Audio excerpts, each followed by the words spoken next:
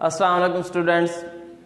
जैसा कि स्टूडेंट्स आपको मालूम है कि हमने चैप्टर नंबर 3 स्टार्ट किए हुए हैं और कल के टॉपिक में हमने 5 किंगडम क्लासिफिकेशन सिस्टम यानी 5 किंगडम क्लासिफिकेशन सिस्टम में हर एक किंगडम मौजूद जानदारों को करैक्टरिस्टिक्स वाइज जो है डिस्कस किया था कि कौन से किंगडम में कौन सी खसूसियात रखने वाले जानदारों को रखा जाएगा, किंगडम एनिमलिया में कौन सी खसूसियात रखने वाले जानदारों को रखा जाएगा।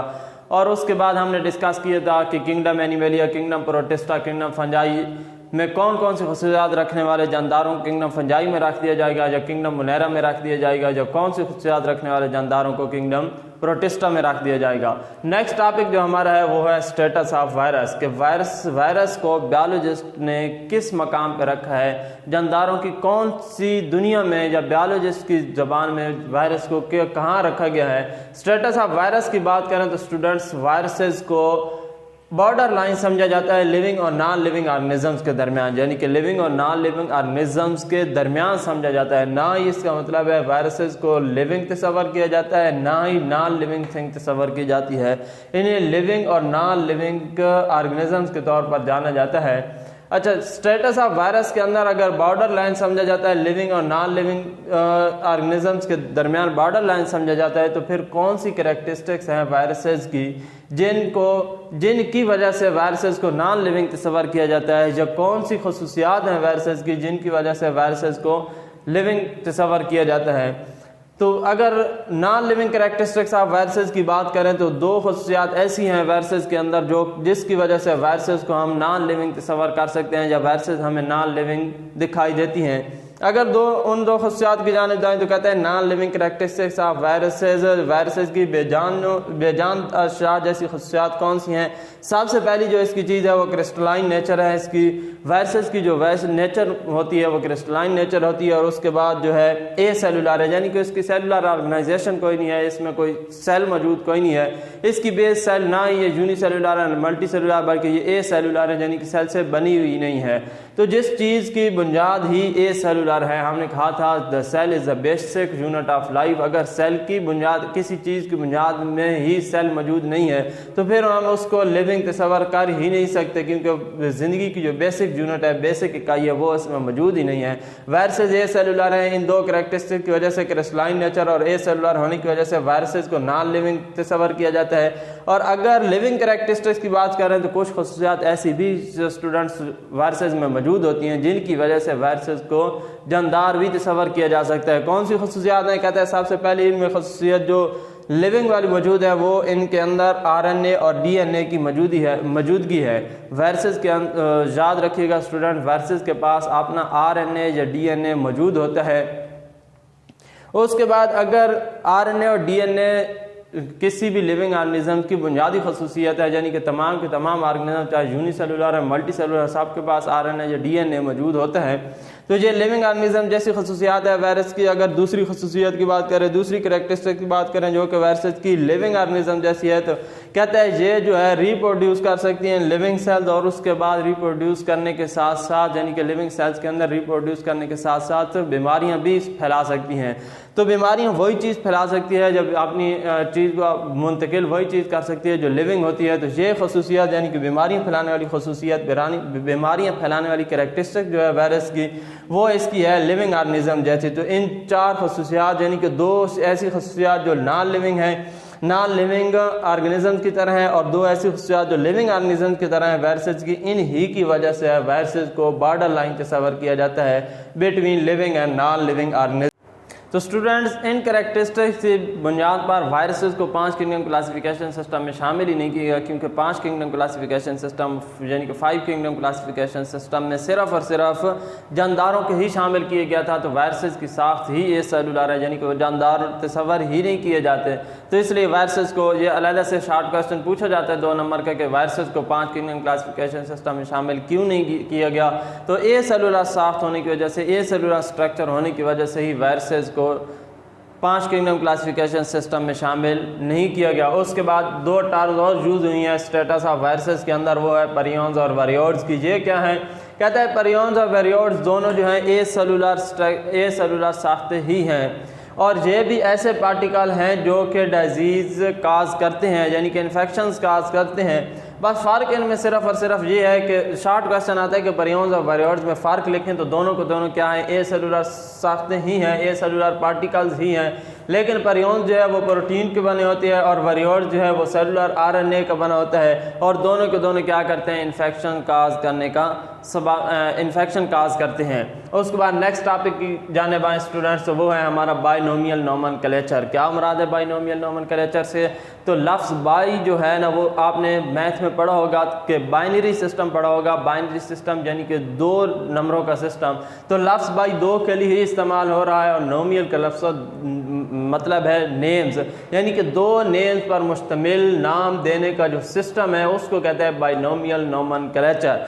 ऐसा सिस्टम जिसमें जानदारों को साइंटिफिक नेम दिए जाते हैं, और साइंटिफिक नेम्स भी कैसे दिए जाते हैं, 2 नेम्स पर मुश्तमिल होता है किसी भी जानदार का साइंटिफिक नेम।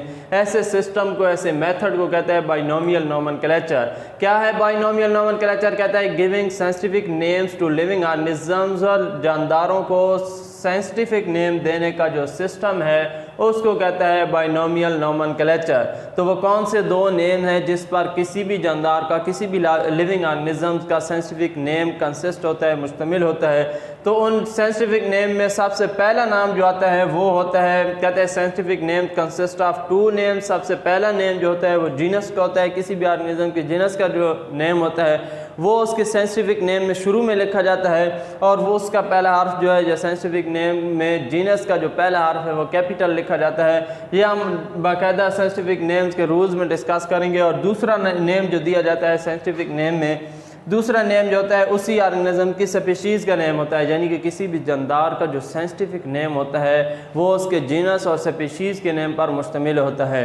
अब कैसे दिया जाता है इसको साइंटिफिक नेम, या किसी भी ऑर्गेनिज्म को कोई साइंटिफिक नेम देकर एग्जांपल से हम आगे उसकी वजाहत करते हैं। तो हम नेक्स्ट टॉपिक डिस्कस करते हैं, कहते हैं साइंटिफिक नेम्स रूल, यानी कि जानदारों को साइंटिफिक नेम देने के असूल क्या हैं, किन असूलों के तहत, किन रूल्स के तहत हम जानदारों का साइंटिफिक नेम देते हैं। तो सबसे पहला रूल जो है उसमें है वो प्रिंटेड इन अटैलिक्स है, कि किसी भी जानदार का जो साइंटिफिक नेम है उसको अटैलिक में प्रिंट किया जाएगा।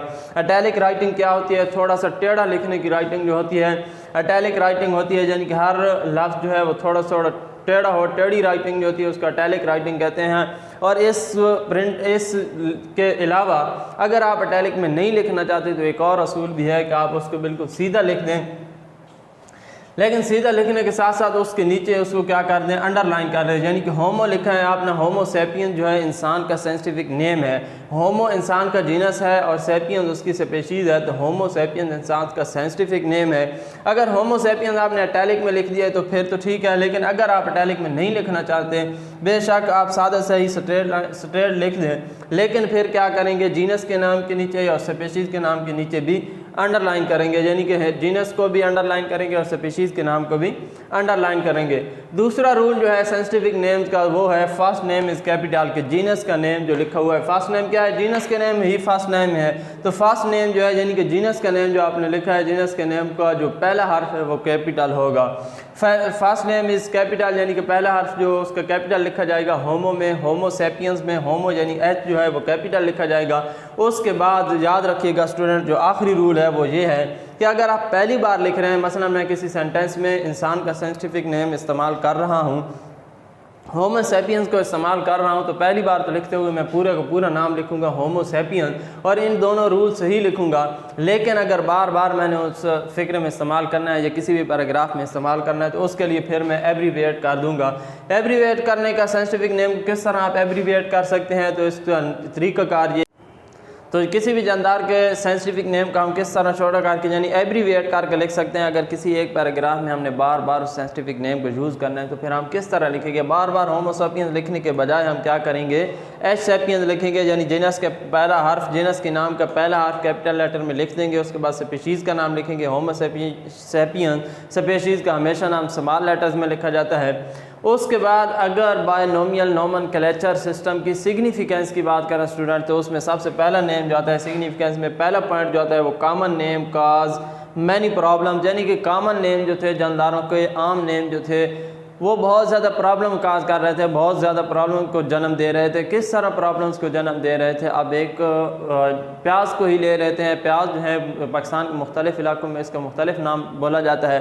जैसे प्याज को अगर इंग्लिश में देखें तो प्याज को ओनियन कहा जाता है, अगर पंजाबी या पंजाब के मुख्तलिफ इलाकों में देखें तो कहता है वसल भी कहा जाता है, कई इलाकों में बसल भी कहा जाता है। तो इस तरह जो कॉमन नेम से आप एक बंदा दूसरे इलाके से आया है, उसको बसल के नाम से वो वाकिफ़ ही नहीं है, तो वो आप उसके सामने बसल वसल करते रहें तो उसको कोई पता नहीं चलेगा कि वो किस जानदार के मतलब बात कर रहा है। इस तरह कवा जो है उसके भी बहुत से आम नेम हैं। कुछ इलाकों में कुछ और नाम बोले जाते हैं, किसी और दूसरे इलाके में उसके और नाम बोले जाते हैं। तो इस तरह कॉमन नेम जो थे बहुत ज़्यादा प्रॉब्लम्स क्रिएट कर रहे थे। तो इस तरह साइंसदानों ने सोचा कि हर एक ऑर्गेनिज्म का अपना कोई ना कोई मखसूस साइंटिफिक नेम होना चाहिए। तो सबसे पहले इसकी सिग्निफिकेंस है कि कॉमन नेम जो प्रॉब्लम काज कर रहे थे उसको उन प्रॉब्लम्स को किल किया। दूसरा पॉइंट ये है कि common names have no scientific basis. Common name जो थे, चलो कोई कॉमन नेम होता है जो कि सिर्फ किसी इलाके में यूज़ हुआ है तो फिर ऑल ओवर द वर्ल्ड जो है वही यूज़ होता रहे तो फिर तो कोई प्रॉब्लम काज ना होती। लेकिन कॉमन नेम जो थे उनकी साइंटिफिक बेसिस तो थी कोई नहीं, इसलिए हर इलाके वाले अपनी ही बोली के हिसाब से, अपनी ज़बान के हिसाब से या किसी खसूसियत की वजह से ही हर ऑर्गेनिज़म को आपने अपने ज़हन से नाम दे देते थे। तो इस तरह बहुत ज़्यादा प्रॉब्लम क्रिएट हो रही थी। तो सिग्निफिकेंस ऑफ बायनोमियल नोमेनक्लेचर का दूसरा पॉइंट यही है कि common names have no scientific basis. तो उन्होंने ऐसे जानदारों को नाम दिए जिनकी साइंटिफिक बेसिस थी, यानी कि साइंटिफिक बेसिस पर ही उन्हें जानदारों के एक मखसूस नाम दिए।